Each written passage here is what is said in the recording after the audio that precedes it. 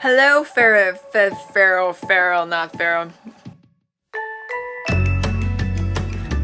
Hello there, fellow tarot peeps. Hey guys, welcome back to Fable Stan, and this is Kim. So in this video, I want to talk about core cards. I made a video about core cards before. It's called Crash Course on Core Cards. There's lots of C's and alliterations in there, but if you want to check it out, the links is down below. I also have a blog post about it, so if you're having trouble with core cards, definitely check out my core card stuff. Oh god. Sorry, too much food earlier. But yeah, I wanted to make another quick video about core cards, and hopefully this video will help you understand the core cards a little bit better and kind of just have a better framework or frame of mind, no, mind of framework that you can use to do core cards and readings. Do readings with core cards. I don't know what I'm saying. Core cards, as I said before, or just kind of like as lots of people understand it, core cards are, sometimes you use them to represent real people, to like if you receive a core card in your reading, it could represent your mother, it could represent a co-worker who's acting like that core card. So in a reading, a core card could be representing a person. But for me, I usually like to approach core cards as attitudes, personas, roles, and functions that a person can embody or can display in certain situations. So I was like, I forgot what I was doing. I just kind of had this random inspiration about core cards. Core cards, as I said before, are social roles from different elemental kingdoms that care about different things. But I think here's another way to look at it. Core cards are social roles. And if you think about it, core cards are always referencing another individual or another person, or at least there's some kind of reference point. So for example, when you think about literature, say you're like a bibliophile and you love books and you love writing and you're like a complete page of cups when it comes to literature. So you have a relationship with that thing, right? So even though it's not a person, your relationship with literature is that you, when it comes to literature, you embody the role page of cups because you're very dreamy, you like to daydream, you like to sort of gestate on the stories and think about the characters and get to know the characters in your head. You're using your imagination to create a world in your head, and you're using your feelings, you're drawing on your memories to kind of really submerge yourself in that world. So when it comes to literature, your role or who you are in that moment, how you're acting towards that thing, is the page of cups. So if you apply that to different situations or people, it's really how you behave, how you function, and what your role is in that particular setting or in that group of people, or just your relationship with that thing. So here's another example. Okay, so say you're with your best friends or your good friends, and you have a best friend who's very nurturing, who's always there when you need someone to listen to. She's very empathetic. She's kind of like the mother of the group. She takes care of everybody emotionally. Who is that friend? Queen of Cups. So in that setting, in that particular social group, your friend is acting like the Queen of Cups. And for you, maybe for you, you will be acting like the Page of Wands. And it's not that you are mentally a page. I know sometimes pages get a bad rap because they're really youthful and you don't want to be branded as immature. But in that group, you could just be like, your inner child really comes out. You just want to party. You just want to like follow the lights and just like see where the excitement and see where all the buzz is, right? So you're a Page of Wands in your social group.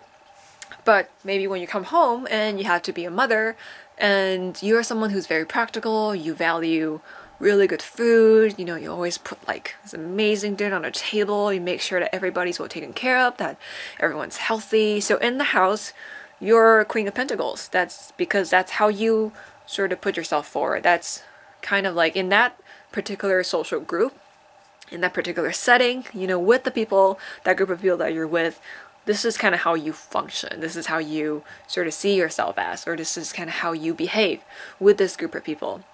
So if you consider core cards as your role in relationship with other people or scenarios or situations, and I think it's much easier to understand because so there's not just like abstract personalities anymore. It's actually just how you're situated in that context, in that situation.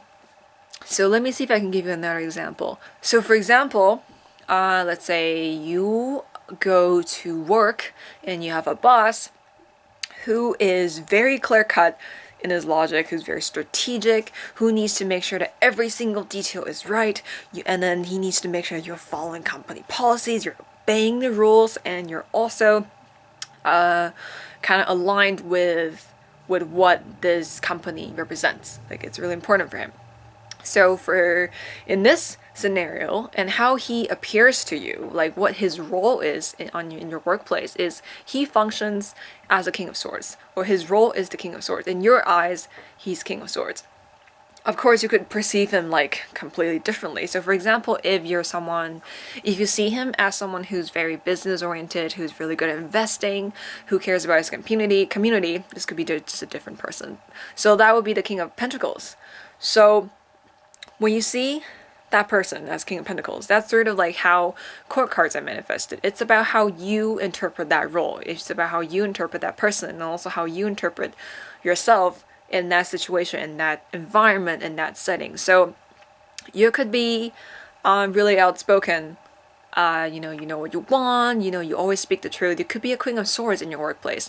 Or you could just be like, maybe you're just starting a job. You could be Page of Pentacles because you're taking lots of notes, you're doing lots of studying, you're doing lots of planning because you want to make sure that you learn everything that you can, and then you can continue to advance in your workplace. So it really depends on the stages in which you maybe participated in that environment, or just how, like, who you are.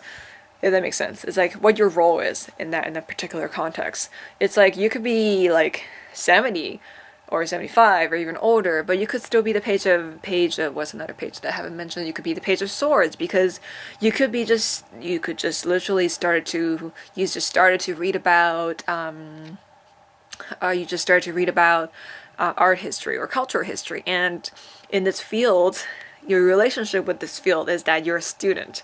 You just started. So in a way, you're youthful, because this is like the baby stages of the beginning stages of your relationship with that particular thing. So you would be a Page of Swords. Even though when it comes to age and your wisdom, you could embody like queens or kings. But in this particular context, you would be a page because you just started. So yeah, it really depends on who you are in that context and how you interpret yourself and how you interpret others.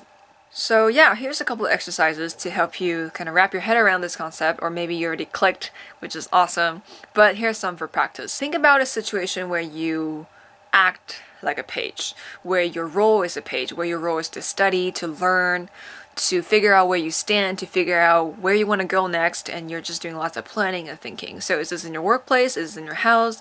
Is this with a particular group of friends? Or is this with a particular friend? Or is this with a subject that you're studying? So remember, it doesn't have to be a person per se. It can just be a situation or a subject or something like that. So think about when you act like a page, when your role is a page. And then do the same thing for knights and queens and kings. Think about a time when you act like knights, where you're really motivated, when you're action driven, when you want to accomplish something, when you want to pursue something. So this could be in your workplace. This could be that when you are maybe planning for a road trip with your friends, you're the one who's actively like trying to like get things done, and you're the one getting maybe doing all the grocery shopping. And so in a way, I know it's kind of like mundane, but in a way you're embodying the knight role. And yeah, think about when you're a queen, when you're king, and think about, once you sort of finished thinking about yourself, think about like, the most sort of, the common social places that you hang out, or the interactions that you kind of find yourself falling into the most, like most frequent. So for example, when you go to work, who are the people around you? Like, how do people act around you?